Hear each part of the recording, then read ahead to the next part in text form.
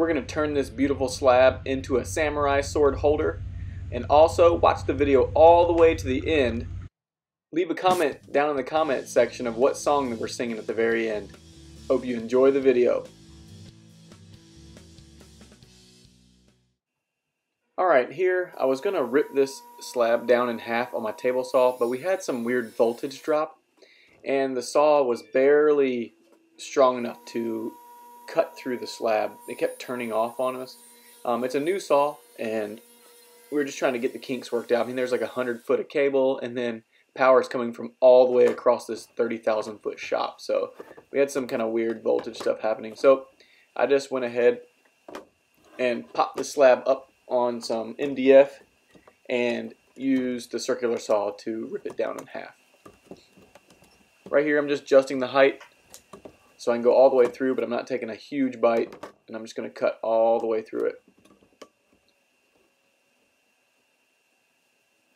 Got to make sure it's plugged in though. And check it out, guys. I'm actually wearing my safety glasses for the first time. Not really the first time, but you guys always give me a hard time about my safety glasses.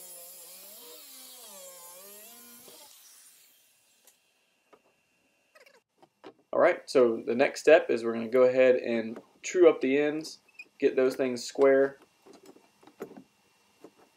and then we can go ahead after that square and cut them to length so they fit in the form.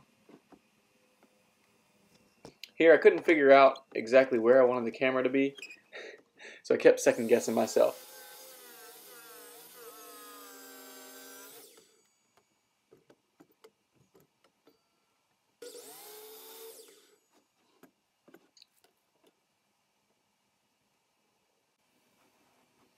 Now we measured the length, we'll go ahead and cut it there, and we're going to do the same exact thing that we did to this half and do it to the other half. Hey, thank you for watching. If you guys want a full tutorial on how to build an epoxy river table form, just click right up here. And don't forget to hit that subscribe button and the share button. Thanks again. So right here I'm going to show you how good I am at basketball. When we finish dumping this hardener out into the bucket. Kobe! Missed terribly.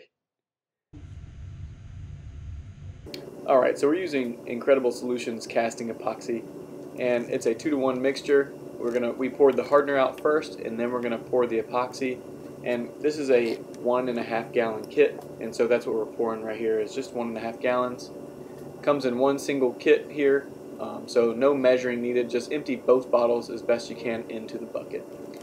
As you notice, I poured part B before I poured part A, and that's because it's thinner and it wants to settle on the top if you pour it secondly, and it's going to want to splash out when you mix it. So just to do a better mixing, I'm going to pour the hardener in first and then the epoxy. If you notice, I'm mixing and scraping the sides and the bottom the entire time. We're going to mix for about 3 minutes before we go ahead and mix the pigment in there.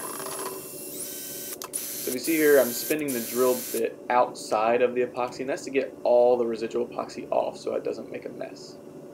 We're going to be using our reef color. It's a bluish purple, very pretty color, and you guys are going to see that here in just 1 second.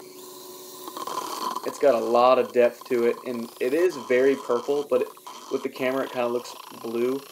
Now, in real life it looks more purple and a less blue, but it still has that bluish purple blurple look. And you'll see the depth here when we go ahead and pour it in. You can see that Good View Woodworks tape underneath, and that kind of gives you some sort of judgment on how translucent the epoxy is. So we're going to go ahead and pour all of the 1.5 gallons in there, and I noticed here once I got done pouring everything in that I was still missing just a little bit. It's a little bit low, and so we mixed up about 1 more quart of casting epoxy and poured that in as well. And you'll notice here in a minute I also wanted it less translucent and more opaque, so I dumped the rest of that 5-gram pigment into the quart and mixed it together. and you'll see how much more opaque it is here in just a second. Right there, you can see how much more translucent it is, but it gives it a really cool depth. And what I'm going to do off camera here is just swirl it together, because I didn't want to have some translucent parts and some opaque parts. You can see the pigment really spreading out right here. It's really cool. So after mixing it, you can see here it's all one solid color now, and just look how pretty this color is. Super, super pretty. I'm not a purple fan, but this color is dope. It really has a bluish purple look to it. The camera only is picking up the blue, but it has a slightly more purple tint to it in real life.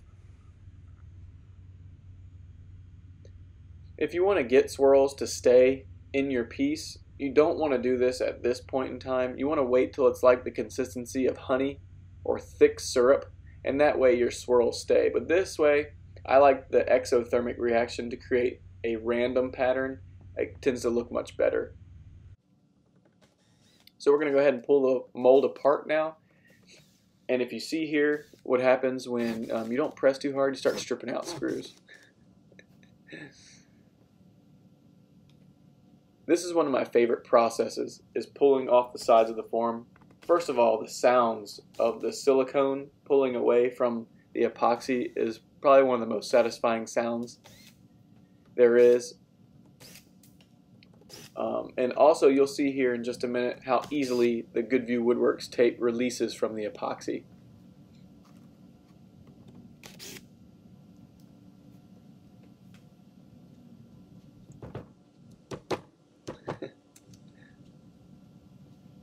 So I went and got a hammer, just do a few taps and it pops right off. That silicone was really strong. It was keeping the side going for me using my hand. You can see it right here, kind of stick to the bottom. So we're just going to tap the sides and go ahead and pull it off, and you'll see those things release. Yeah, I love that sound.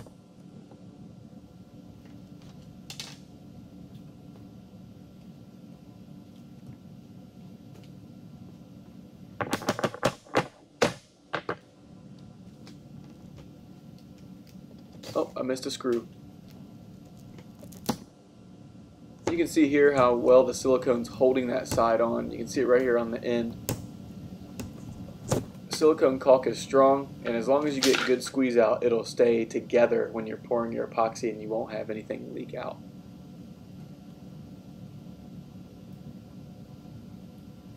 So we're going to go ahead and start pulling the slab up, and the hardest part is getting the chisel or your wood wedges under there, but once you get it started, it's going to be very easy.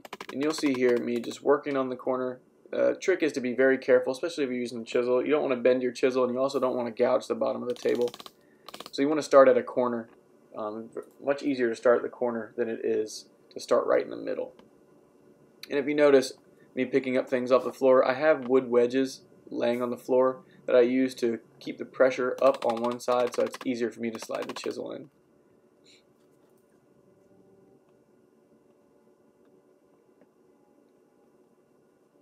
You'll see here just in a second how easily it pops up off of this Goodview tape.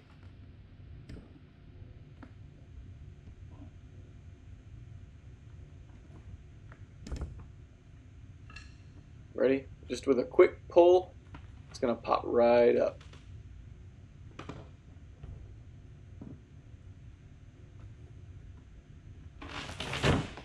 And there you have it. It is up off the form.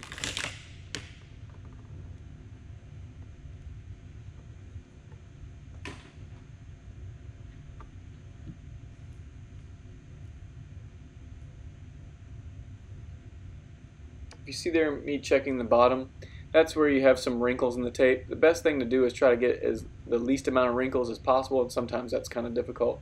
But I was just checking the bottom to see how deep those wrinkles were and how they affected how much I'm going to have to plane off the bottom.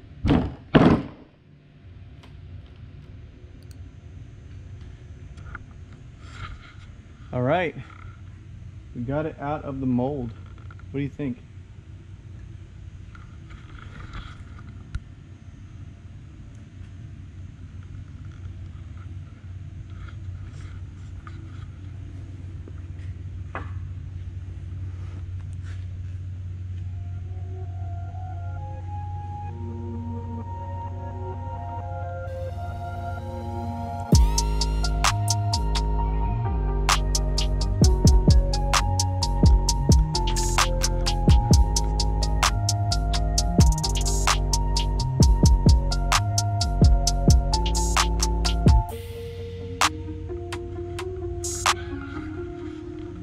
Alright guys, so we've got this thing busted out of the mold. We're going to cut the video there because this thing has to go off to get planed. And I don't know how long it's going to take. I don't know how busy the guy is, but that's the next step, is to plane this and finish it. Okay, so plant down, sand, finishing. That'll come on the next video. Guys, thank you guys for watching, and I hope to catch you on the next one. Part 2 of the samurai sword holder is coming up. Really appreciate it. Thanks for hanging out with us, guys, and I will catch you on the next one. Peace out. Row your boat gently down the stream. Merrily, merrily, merrily, merrily, life is but a dream. What's the motion in those paddles? Oh, they're hard. I felt so awkward. I'm like, You gotta pull up.